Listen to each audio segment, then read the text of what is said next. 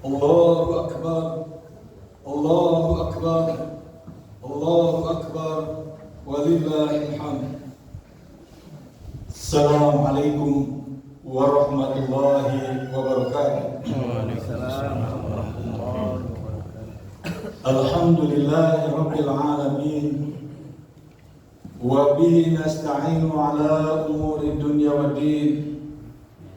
Ashhadu an la ilaha illallah wahdahu la syarika lah. Wa ashhadu anna Muhammadan abduhu wa rasuluhu la nabiyya ba'dah. Allahumma salli ala Muhammadin wa ala alihi wa ashabihi ajma'in. Amma ba'd. Fa ya ibadallah, ittaqullaha haqqa tuqatih wa la tamutunna illa wa antum muslimun. Faqala Allah Ta'ala fil Qur'anil Karim, a'udzu billahi minasy syaithanir rajim. La yanalallaha luhumuha wala dima'uha walakin yanaluhu taqwa minkum. Kadzalika sakhkharaha lakum litukabbirullaha 'ala ma hadakum wa basyiril mu'minin. Shadaqallahul 'azim. Hadirin jamaah Id rahimakumullah. Tak ada kata yang paling indah yang kita ungkapkan selain kita bersyukur kepada Allah Subhanahu wa Ta'ala, di mana hari ini, detik ini, saat ini Allah masih memberikan limpahan nikmatul iman, nikmatul Islam, nikmat sehat, dan nikmat sempat untuk menunaikan ibadah salat Idul Adha. Hadirin rahimakumullah, ada dua peristiwa yang sangat penting pada hari ini. Yang pertama adalah ibadah haji yang dilaksanakan oleh seluruh kaum muslimin di dunia ini. Yang kedua adalah peristiwa penyembelihan hewan kurban. Karena itu, di tengah-tengah saudara kita kaum muslimin yang menghadapi ujian, cobaan, dinamika yang luar biasa di dalam melaksanakan ibadah haji, mereka harus teruji hari ini, di mana suami berpisah dengan istri, anak dengan orang tua, difabel berpisah dengan pendampingnya. Begitu berat ujian, wabil khusus jamaah kita Indonesia pada tahun ini. Namun demikian, tentu kita berharap dan berdoa kepada Allah Subhanahu wa Ta'ala agar jamaah haji seluruhnya Allah catat sebagai haji yang mabrur dan pulang ke tanah suci dalam keadaan sehat dan selamat. Hadirin jamaah Id rahimakumullah, bagi kita yang tidak berhaji atau sudah melaksanakan ibadah haji atau berniat tahun depan kita akan melaksanakan ibadah haji, maka menjadi penting untuk refleksi, mengingat, mengulang tentang bagaimana ajaran di dalam ibadah haji. Poin-poin yang sangat penting diantaranya adalah di mana haji diawali dengan ihram. Apa itu ihram? Yakni sebagai penanda bahwa kita akan melaksanakan ibadah haji atau umrah setelah niat labbaik Allahumma umratan atau labbaik Allahumma hajjan, maka di sanalah mulai yang dinamakan dengan ihram, ditandai dengan pakaian putih yang disebut dengan pakaian ihram. Apa makna ihram? Secara bahasa, ihram artinya mengharamkan. Karena itu, barang siapa yang faradahuna, dia sudah bertekad berazam mewajibkan dirinya untuk berhaji, tidak boleh melakukan beberapa hal larangan dalam ibadah haji. Di sana ada fala rafatha wala fusuqa wala jidala. Artinya bahwa seorang muslim yang hendak akan melaksanakan ibadah haji ataupun umrah itu siap untuk melaksanakan apa yang mestinya dilaksanakan dan meninggalkan yang mestinya memang ia tinggalkan. Hadirin rahimakumullah. Kemudian yang kedua adalah tawaf. Ini adalah sangat penting untuk kita maknai. Tawaf secara istilah yakni mengelilingi Ka'bah 7 putaran. Secara bahasa tawafa yatufu yakni berputar. Secara hakikat memang hidup ini senantiasa berputar, bergerak. Tetapi tawaf itu memiliki aturan, tidak sembarang berputar. Di mana Ka'bah harus ada di sebelah kiri kita, menggambarkan betapa hidup ini tidak boleh diam. Dalam sebuah ungkapan bahasa Arab ada yang katakan fil harokah barakah. Di dalam gerak ada berkah, ada kebaikan Allah. Karena itu hidup ini adalah gerak. Di mana kita tidak bergerak akan tertindas dan akan terlindas. Namun geraknya di dalam Islam bukan sebarang gerak, tapi geraknya mengikuti aluran syariat Allah, aluran aturan Allah Subhanahu wa taala. Mulai dari bangun tidur sampai tidur kembali, bahwa geraknya kita lillah, inna salati wa nusuki wa mahyaya wa mamati lillah. Hadirin jemaah rahimakumullah, salat tawaf. Kemudian umat Islam yang melaksanakan umrah atau haji untuk melaksanakan disunahkan yakni salat khalfa maqam Ibrahim, di depan maqam Ibrahim, sebagai nampak jelas bagaimana ketika Nabi Ibrahim meninggikan Ka'bah beserta putranya yakni Ismail. Kemudian tak kalah penting setelah minum air Zam-Zam, yakni ada yang tak kalah untuk kita maknai yakni sa'i. Sa'i secara bahasa yakni berusaha. Kalau kita renungkan usaha atau yang kita sebut dengan sa'i, itu ada aturan dari Safa dan berakhir dari Marwah. Apa itu sa'i? Bukan sekedar berkeliling atau berjalan dari Safa ke Marwah, ke Safa ke Marwah lagi, dan dari awal Safa berakhir di Marwah. Tetapi ada nilai yang penting untuk kita cermati. Di dalam Al-Quran, eksistensi manusia, keberadaan manusia adalah karena usahanya.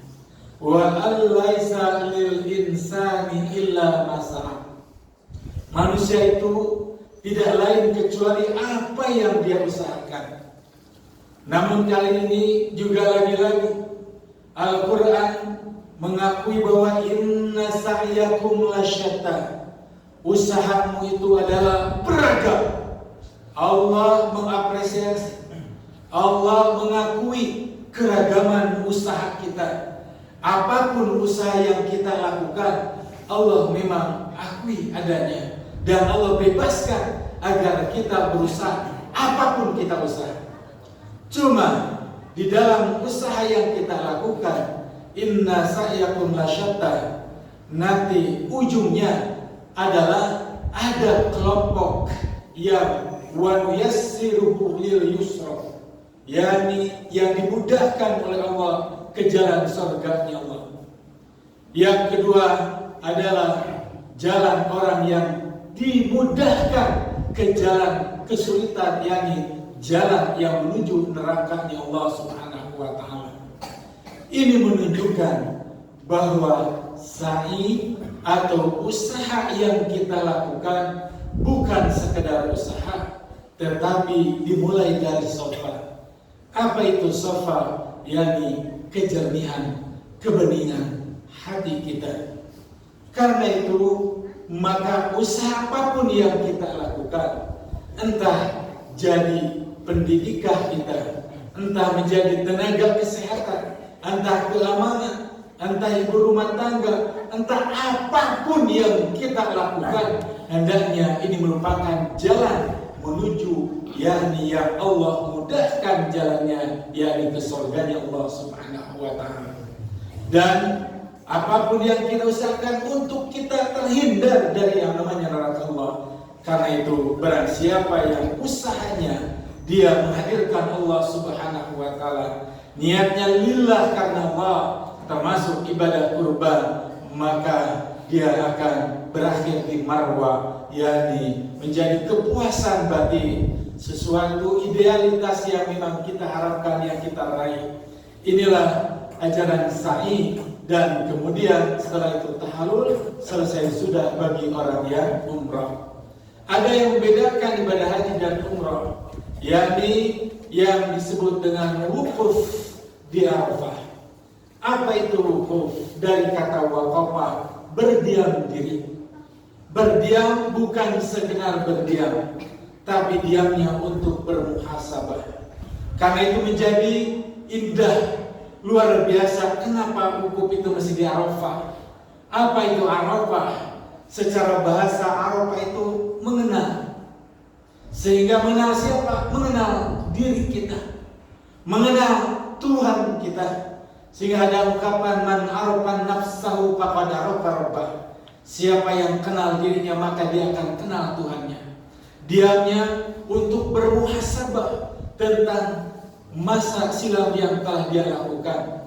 Diamnya bermuhasabah, punya agenda apa-apa yang akan dilakukan masa yang akan datang. Sehingga dengan limpahan renungan tersebut menghasilkan pengetahuan, kebijaksanaan, maka dia akan menjadi orang yang arif, orang yang bijaksana. Allahu Akbar, Allahu Akbar, Allahu Akbar, walillahil hamd. Hadirin jamaah rahimakumullah, inilah peristiwa ibadah haji yang para jamaah muslim sedunia sedang kita lakukan.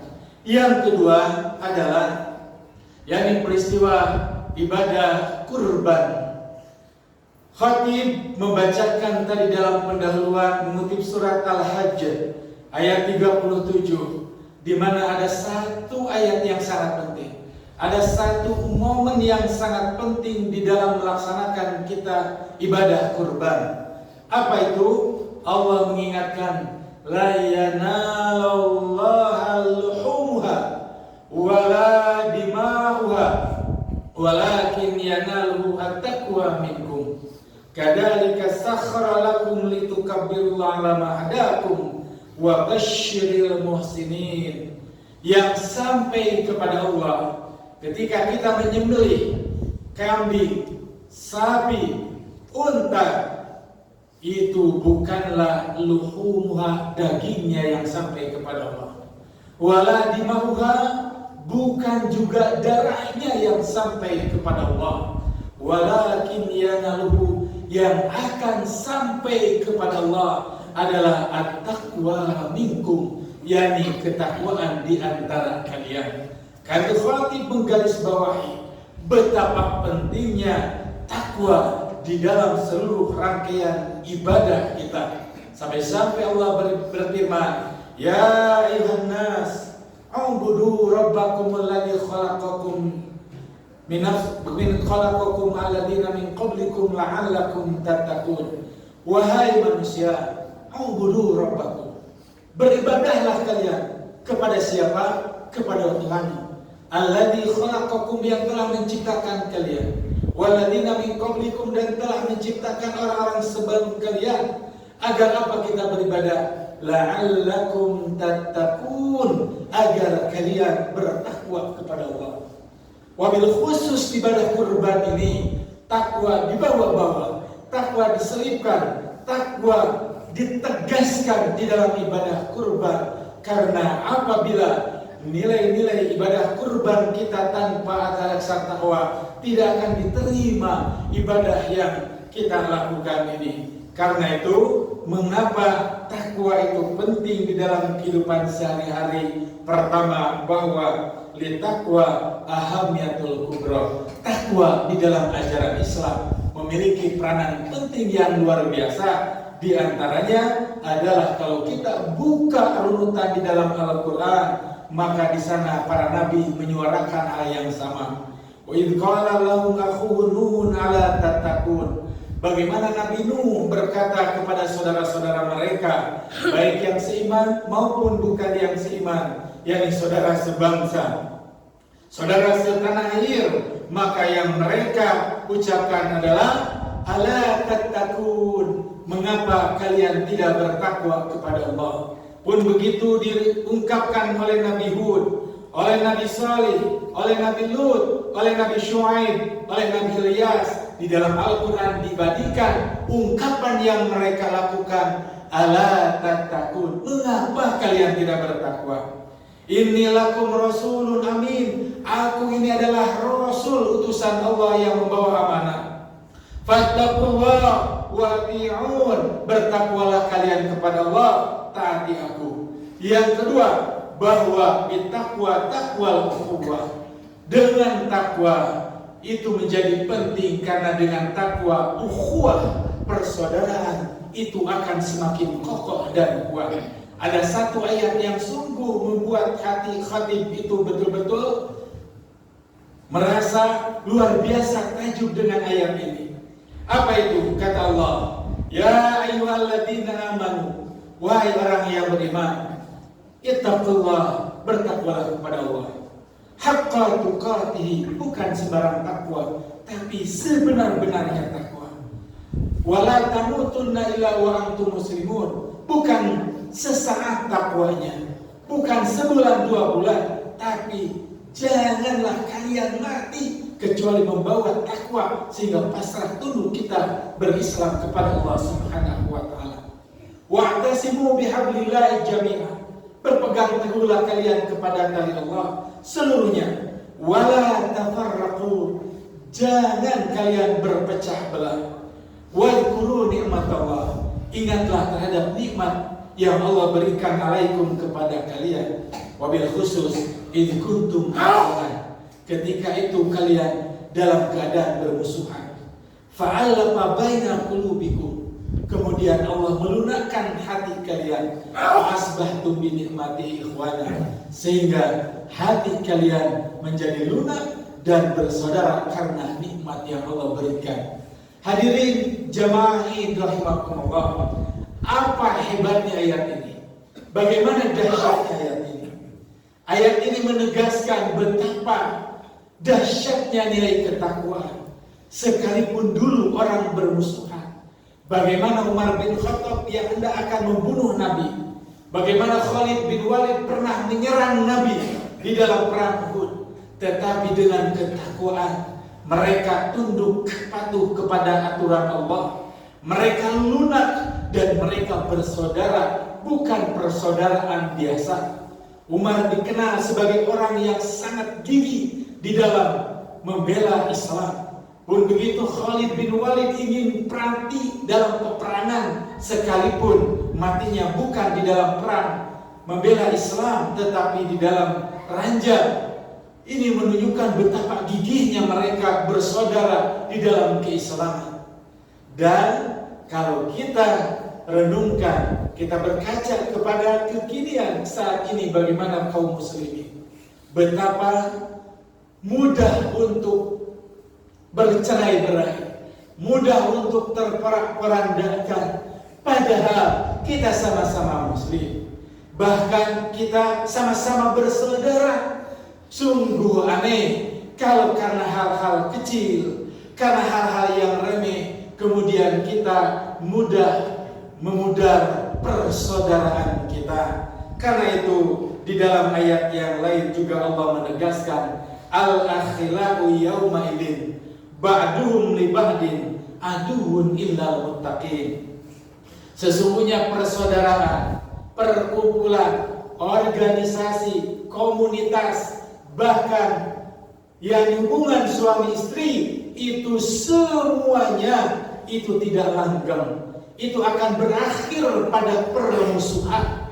Kecuali hubungan suami istri, masyarakat, komunitas, organisasi bahkan kebangsaan dan kenegaraan itu akan langgeng manakala dasarnya iman dan takwa kepada Allah. Inilah kenapa Allah mengecualikan illal muttaqin, kecuali orang yang bertakwa. Orang yang bertakwa dia sanggup mempertahankan persaudaraan, bukan di sini saat ini saja, tapi sampai kelak akhirat nanti. Hadirin rahimakumullah. Kemudian pentingnya takwa. Inna taqwa ta'simu sahibaha minakatsirid danaya wasayyi'at. Takwa menjadi penting di dalam ibadah kurban yang kita perlu renungkan dan aplikasikan, dijawantahkan dalam kehidupan kita sehari-hari.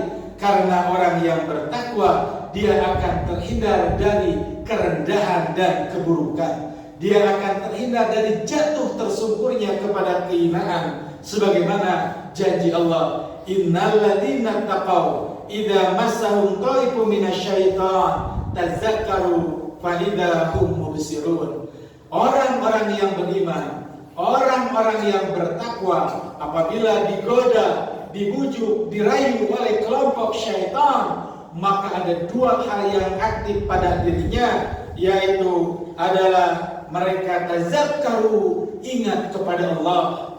Kemudian yang kedua, faidahum mubsirun, maka mata batinnya itu akan nyala. Sebagaimana dalam firman Allah bahwa ya ayyuhalladzina amanu in tattaqullah yaj'al lakum furqana. Hei orang yang beriman, apabila kalian beriman dan bertakwa kepada Allah, maka Allah akan memberikan apresiasi, Allah berikan balasan. Apa itu? Yakni Allah akan menjadikan hati kalian furqan.